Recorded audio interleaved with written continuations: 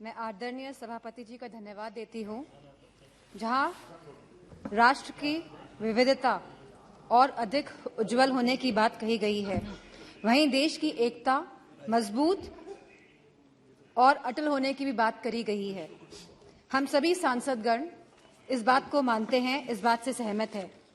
लेकिन लगभग एक दशक से जिस विश्वास के साथ देशवासियों ने 2 बार एक स्थिर सरकार चुनी है, जहां आत्मनिर्भर बनने की बात कही गई है, जहां भ्रष्टाचार मुक्त होने की बात कही गई है, जहां स्मार्ट सिटी की बात कही गई है, जहां कालाधन वापस लाने की बात कही गई है, वहीं आज हमारे समक्ष हिडेनबर्ग की भी रिपोर्ट आई है, जहां मैं समझती हूं कि सरकार प्रतिबद्ध है देश के प्रति कि उसे जवाब देना पड़ेगा कि हिडेनबर्ग की रिपोर्ट में क्या सच्चाई है। जहां हमारे किसानों ने 2014 में ये आस जागी थी हमारे किसानों की कि ये आप लोगों ने विश्वास दिलाया था कि उनकी आय 2022 तक दुगनी हो जाएगी। वह किसान आज भी ये आस लगाकर बैठा है कि उसे सब्सिडी में बढ़ोतरी मिलेगी, कि एमएसपी के सही रेट्स मिलेंगे, पैदावार के लिए मंडियां की व्यवस्था उनको दी जाएगी। एक समय ऐसा था जब किसान विश्वास के साथ आपकी तरफ देखता था। वही किसान आज निराशाजनक आंखों से आपकी तरफ देख रहा है। जहां युवा शक्ति की बात हुई, युवाओं में भी बहुत जोश उत्साह था 2014 में कि लगभग 2 करोड़ नौकरियां दी जाएंगी प्रति माह। लेकिन आज उस जोश और उत्साह का पतन होते जा रहा है। आज जहां अग्निवीर जैसी योजना लेके आई है सरकार, तो उनका आत्मविश्वास तोड़ने का काम किया है सरकार ने। यह कैसा अमृतकाल है जहां युवाओं के पास नौकरियां नहीं हैं, जहां किसानों के पास खुशहाली नहीं है और जहां महिलाएं अपने आप को सुरक्षित नहीं मान रही हैं। एनसीआरबी के आंकड़े अगर आप देखेंगे तो यह पाएंगे कि लगातार यौन उत्पीड़न और शोषण के मामले बढ़ रहे हैं और खास तौर पे उत्तर प्रदेश में लगातार ये मामलों में बढ़ोतरी हो रही है। जहां महिलाएं, जहां हमारी माताएं बहनें जो रसोई में काम करती है, वो लगातार महंगाई से लड़ रही हैं, जहां हमारे सिलेंडर के भाव बढ़ रहे हैं, जहां पेट्रोल डीजल के भाव बढ़ रहे हैं, जहां खाद्य पदार्थ के भाव भी बढ़ रहे हैं, दालों के भाव बढ़ रहे हैं, वहीं दूध के भाव भी बढ़ रहे हैं। आयुष्मान भारत योजना के तहत के अंतर्गत कार्ड तो बने हैं, लेकिन स्वास्थ्य सेवाएं उपलब्ध नहीं हो पा रही है।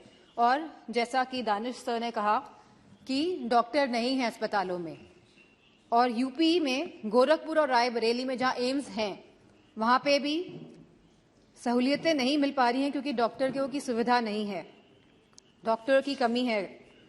मेक इन इंडिया के अंतर्गत सरकार कई करोड़ों रुपए खर्च कर रही है जहां प्रचार में, वहीं उत्तर प्रदेश में एक भी बड़ा कारखाना नहीं लगा है। छोटे उद्योग की हालत हम सभी जानते हैं कि वह बंदी के कगार पर है। वहीं सरकार लगातार आयात को बढ़ावा देकर अपने कुछ पूंजीपति दोस्तों को, अपने कुछ पूंजीपति मित्रों को आगे बढ़ाने का काम कर रही है। जीएसटी के नाम पर जहां बड़े बड़े उद्योगपतियों पे ईडी, सीबीआई और पॉलिटिशियंस पे भी छापे मारे जा रहे हैं, वहीं जीएसटी के नाम पर छोटे व्यापारियों को भी तंग किया जा रहा है। वहां पे भी लगातार छापेमारी की जा रही है। इन्वेस्टमेंट और इनोवेशन के नाम पर जहां पे लगातार एमओयू साइन हुए जा रहे हैं, करोड़ों रुपए के एमओयू साइन हो रहे हैं स्पीकर साहब, लेकिन एक भी इन्वेस्टमेंट धरातल पे नहीं उतर रहा है। जो सरकार यह दर्शा रही है कि हम स्वर्ण काल में जा रहे हैं, जो सरकार यह दर्शा रही है कि देश आगे बढ़ रहा है, तो मेरा मानना है जहां रोजगार नहीं है, और हम कभी गरीबी नहीं हटा सकते जब तक हम लोग रोजगार अपने युवाओं को नहीं दे पाएंगे। महामहिम राष्ट्रपति जी ने कहा कि सबका विकास और सबका साथ की बात भी करी है, लेकिन उत्तर प्रदेश में नियुक्तियों में सबसे ज्यादा भेदभाव भाजपा की सरकार में हुआ है। यदि कुलपतियों और प्रोफेसरों की नियुक्ति को देखा जाएगा तो सभी वर्गों को सम्मान नहीं मिला है।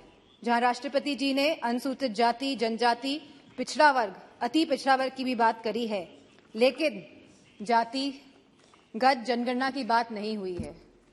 अगर हमें सही मायनों में अनुसूचित जनजाति, अनुसूचित जाति, पिछड़ा वर्ग, अति पिछड़ा वर्ग लोगों को सम्मान देना है, उनको हक और सम्मान देना है, तो हमें जातिगत जनगणना पर भी बात करनी चाहिए। इसी के साथ जहां कहा गया था कि नमामि गंगे, जहां गंगा की सफाई की बात करी गई थी, गंगा में क्रूज चलाने की कभी बात नहीं करी गई थी। जहां गंगा की सफाई की बात करी गई थी, आज भी गंगा का पानी शुद्ध नहीं हो पाया है, क्योंकि जब काली नदी और यमुना का गंदा पानी गंगा में जाएगा, जब तक ये नदियां शुद्ध नहीं होंगी, तब तक गंगा का पानी भी साफ नहीं हो सकता है। तो मेरा मानना है कि सरकार संवेदनशील नहीं है इन मामलों को लेके, और जहां सरकार कोविड की बात करती है, अपनी पीठ थपथपाती है लगातार, वहीं पे हम सभी जानते हैं कि कोविड में क्या स्थिति हुई थी भारत की। जहां सरकार ने एक तरफ कलकत्ता के चुनाव कराए थे, वहीं उत्तर प्रदेश में भी देखा गया था कि सरकार परिजनों को जलाने के लिए लकड़ी तक उपलब्ध नहीं करा पाई थी। तो मेरा मानना है कि जो आप स्वर्ण भारत की बात कर रहे हैं और आने वाले 25 सालों की बात कर रहे हैं, आप बीते हुए एक दशक की बात नहीं कर रहे हैं, जहां आप लगभग 10 साल का आप अपना टेन्योर, अपना काल खत्म करने जा रहे हैं। लेकिन आप जो आगे की बात कर रहे हैं और 2014 की पहले की बात कर रहे हैं, लेकिन आप अपने दशक की बात नहीं कर रहे हैं। तो इन्हीं शब्दों के साथ मैं अपनी बात को खत्म करना चाहूंगी और आदरणीय स्पीकर साहब को धन्यवाद देना चाहूंगी। धन्यवाद। Next speaker Shri Nishikant Dubey ji. VK news Uttar Pradesh, Uttarakhand, सच का सारथी।